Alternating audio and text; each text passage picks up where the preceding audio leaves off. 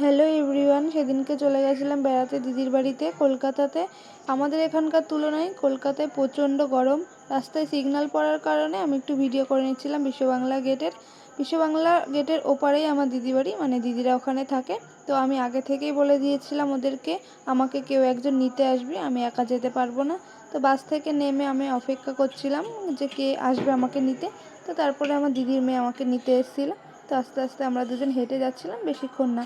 দিদি বাড়িতে পৌঁছে ফ্রেশ হয়ে ড্রেস চেঞ্জ করে নিয়েছিলাম। তো আগেরবার যখন এসেছিলাম তখন মাছগুলো ছোট ছিল, আর এখন অনেকটাই বড় হয়ে গেছে।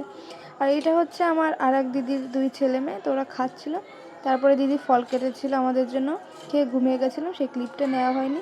ঘুম থেকে উঠে দেখি সন্ধ্যা হয়ে গেছে। তো সন্ধ্যাবেলায় দিদি আমাদেরকে বলেছিল চা করে খাওয়াতে। তো তারপরে আমাদের বলতে আমাকেই বলেছিল। তো তারপরে আমি ওদেরকে চা করে খাইয়েছিলাম।